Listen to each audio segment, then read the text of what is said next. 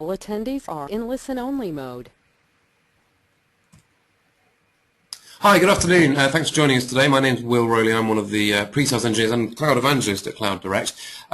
Today we're going to be talking a bit about communications continuity. It's the third webinar in a series that we're running. We started off looking at a general overview of business continuity planning and how to start identifying the weak links, if you like, in your business continuity strategy. We then looked at some disaster recovery and backup techniques and technologies that can really help with redundancy and resilience in your systems. Today we're talking about communications, and I'll obviously go over that in a few moments. And upcoming, we've got some webinars run on cloud continuity and solutions that are vended from the cloud that provide inherently good business continuity and disaster recovery planning. Topping that all off, we'll be supplying with a free business continuity template to help you go about running a business continuity audit in your own organizations and really start putting some of these processes and ideas into something a bit more tangible for you. So today we're talking about communications, looking at how do we identify the critical communications channels and what they are, the processes that are essential for continuity planning and how can, and with a spin on communications, and then looking at typically resilient communication systems and how to increase resilience in your communications and what that all kind of means. So just to kick off then, the communications channels, which communication channels are we talking about and why? So obviously we all know it's vitally important to maintain communications with our clients, with our customers, with our vendors, partners, whoever it might be, inter-department. Communicating is vital in business. To not have that for a length of time is going to start hurting the business, and at some point the business isn't going to be able to continue operating without its comms. Now that could be the likes of its email or voice telephony, could be your website, your web page, how that interacts with customers. So thinking about that, getting communications running again or keeping them running is absolutely key. That said, you've got to plan for the worst, and if you do lose all your communications, what are the processes that you're putting in place to re-establish communications, get people talking again as quickly and as efficiently as possible, and where? So we'll look at internal processes. How do key business functions, sales operations, and other departments get back in touch together? And then externally, how do you plan for lack of communication with your suppliers and your supply chain, with your key accounts? What happens in that instance, and even the likes of the emergency services and coordinating in disaster. How do you manage your communications?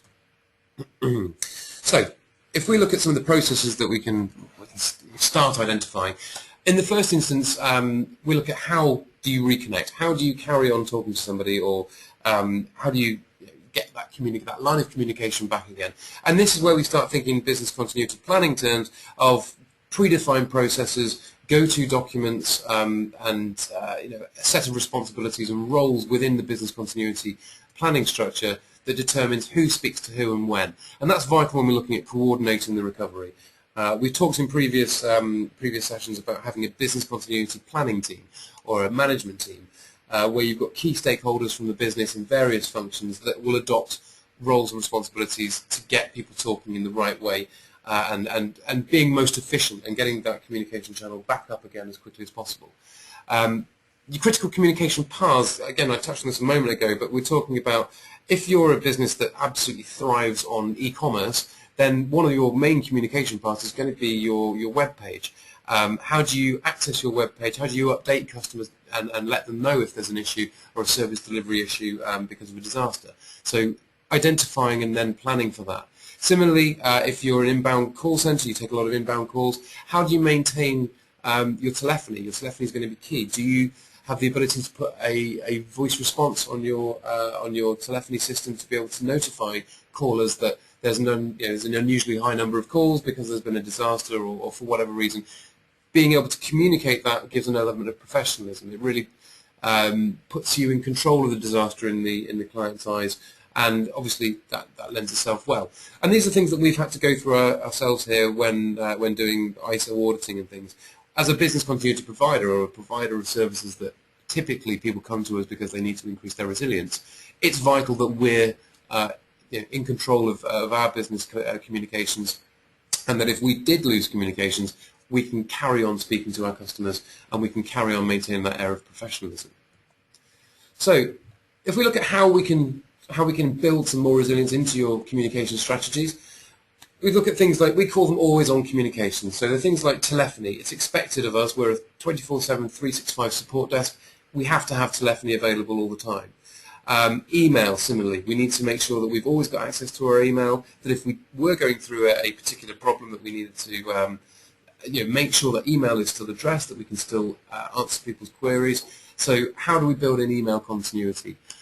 Similarly, our web presence, we've got to make sure that if we've got our website up, we've got to be able to alert people to any problems, and this all really fundamentally relies on our connectivity. So if we start off looking at telephony, we can start by thinking about maybe voice over IP telephony. It's becoming a much more popular option these days. It means you don't have a PBX in your environment, in your building, in your office. It can be put into a data center effectively, or you have a virtual one in a data center, which means you can still route your calls if you lose your ISDN lines or your connectivity or your power, or for whatever reason. You can still field telephone calls. So you can still put voice response messages up there to notify clients of what's going on. When regards to email, one of the most obvious things to do is to not have email in your own building. Stop having the post office in the building itself, and put your Exchange, your email system, into the cloud. Use a hosting provider for it so that it's got more redundancy. It's there, it's available, it's a purpose-built data center, and you're able to access it any time of the day or night.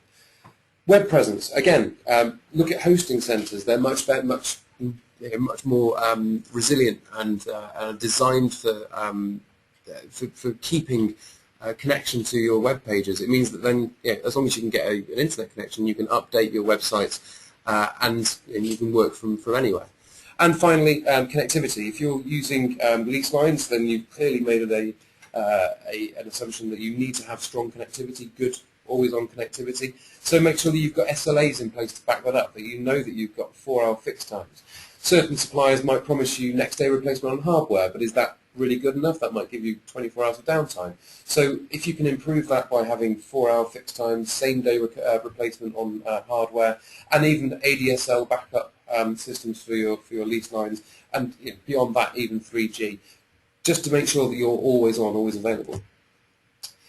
So that's a bit about communications. Hopefully we've covered off a few things, or at least got you thinking about how you can possibly build in some more resilience in your communication strategy. We're going to be touching on some of the cloud solutions that are out there that help with business continuity next week. There is going to be that free business continuity template as well going around to you all, so that you can start trying to audit yourself for business continuity. And we're happy to talk you through any of those solutions that are on there. So that's about it from me today. If you've got any more questions, then please do get in touch with us on the numbers on screen. And yeah, that's about it. Thank you very much for your time today. Look forward to speaking to you soon. Thank you.